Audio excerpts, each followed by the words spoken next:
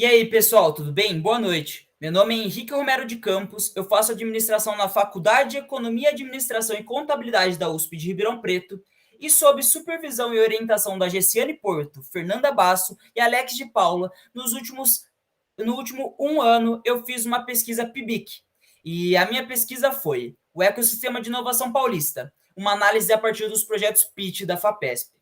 Pessoal, antes de entrar a fundo em relação à minha pesquisa, eu gostaria de me desculpar para vocês. O meu computador, meu notebook, ele deu um probleminha e ele está na assistência. E eu estou fazendo essa gravação aqui no desktop do meu pai. Então, peço desculpas por não estar com as câmeras ligadas, mas o conteúdo dessa apresentação não vai mudar, beleza, pessoal? Bom, então vamos lá.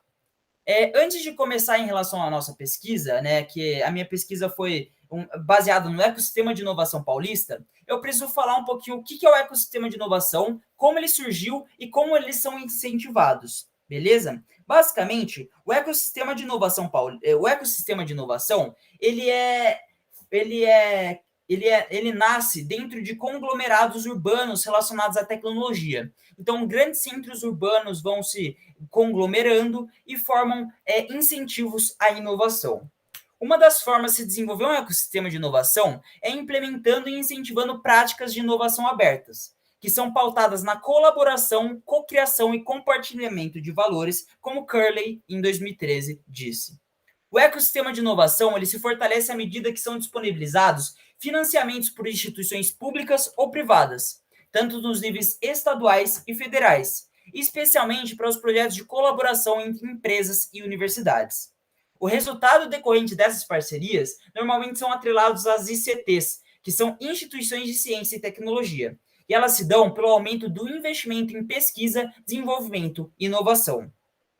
Porém, mesmo com essa possível interação, a maioria das pequenas e médias empresas não desenvolvem essas atividades por terem riscos e custos muito elevados. Foi o que o Caligares disse. E, portanto, o autor destacou 3 instituições governamentais brasileiras que têm programas voltados ao fomento de investimento e à inovação tecnológica, que é a FAPESP, a FINEP e o CNPq. Focando um pouquinho mais na FAPESP, que é o ator principal da minha pesquisa, ela tem 2 grandes projetos, o PIP e o PIT. O PIP ele é um programa de colaboração e ajuda e incentivo no desenvolvimento de produtos inovadores para pequenas empresas.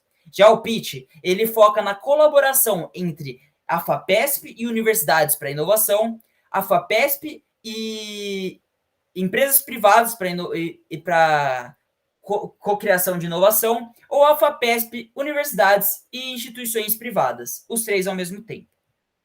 A minha questão a ser respondida durante a minha pesquisa foi: qual a configuração do ecossistema de inovação paulista, né, do estado de São Paulo, a partir dos projetos PIT da FAPESP?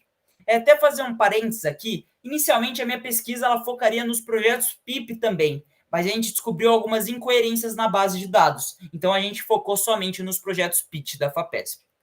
Basicamente, em relação à metodologia da minha pesquisa, a gente fez a coleta de dados na biblioteca virtual da FAPESP, onde tinha uma planilha com mais de 100 linhas. A gente padronizou essa planilha, extraiu somente os dados do PIT, utilizando o Excel, e com essas informações a gente fez a construção da rede de cooperação, utilizando o software GEF.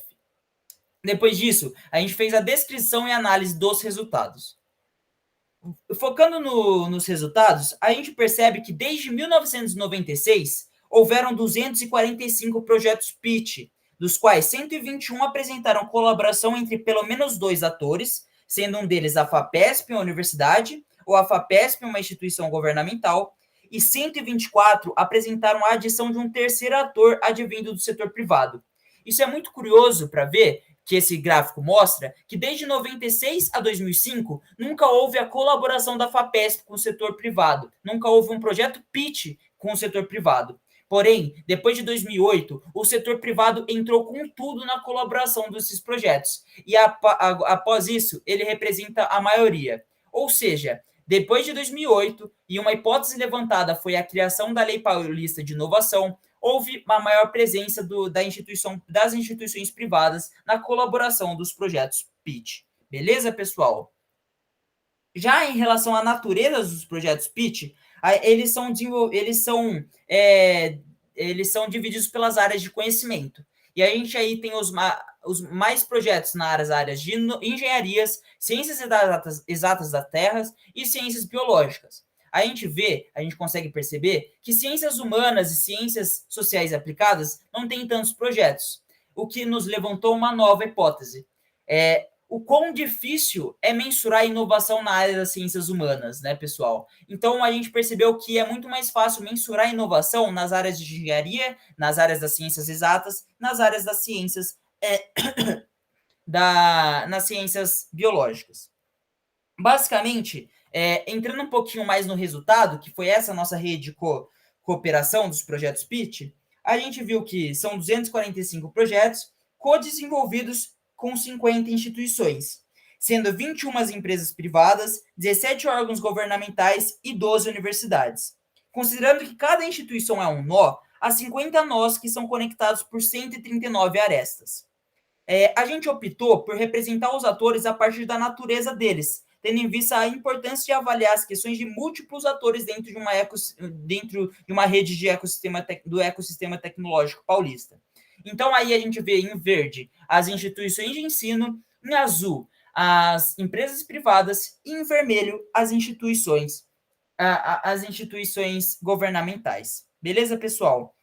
Em relação às características estruturais da rede, algumas métricas merecem um pouquinho de atenção. O grau médio é de 5,56, o que representa a quantidade de parceiros que, em média, cada organização tem. Já o grau ponderado médio é de 29,8, indicando a quantidade de projetos que cada ator se envolveu. Esse valor é muito influenciado pelas parcerias da FAPESP, que é o ator central dessa colaboração, porque ele colaborou com todos os projetos.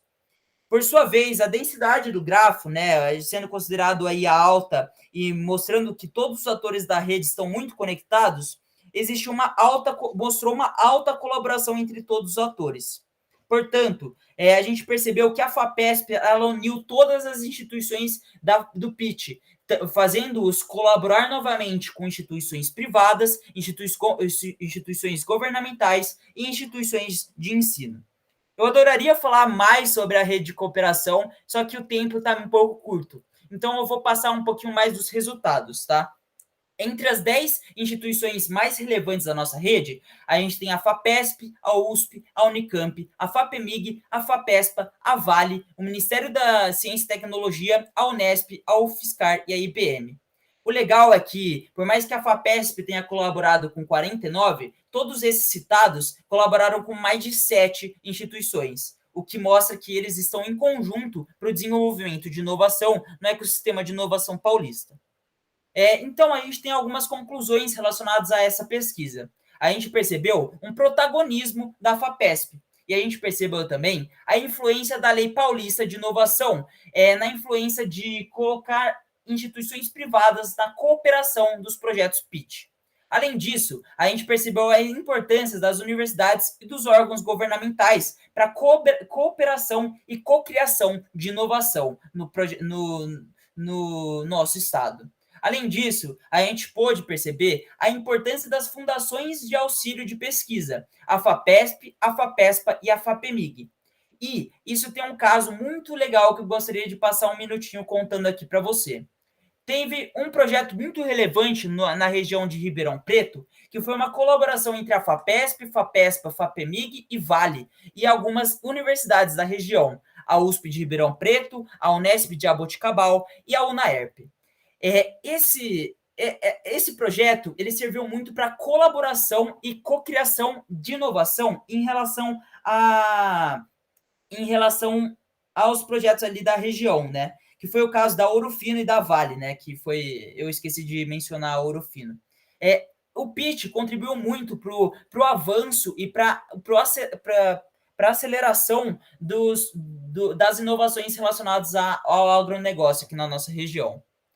Por fim, galera, eu gostaria de fazer algumas considerações finais e agradecimento. Como a gente mudou o escopo da nossa pesquisa, queria agradecer muito aos meus orientadores ao longo da pesquisa, né? Inicialmente, a minha pesquisa era para ser feita uma comparação do ecossistema de inovação paulista e o ecossistema de inovação inglês, lá na Inglaterra. Só que como eu não consegui ir para o meu intercâmbio, que eu tinha conseguido a bolsa, a gente mudou o escopo. Muito obrigado, pessoal, por terem prestado atenção no que eu tinha para falar aqui. E agora eu espero que vocês tenham dúvidas para eu poder responder com o maior prazer do mundo. Muito obrigado, pessoal. Boa noite.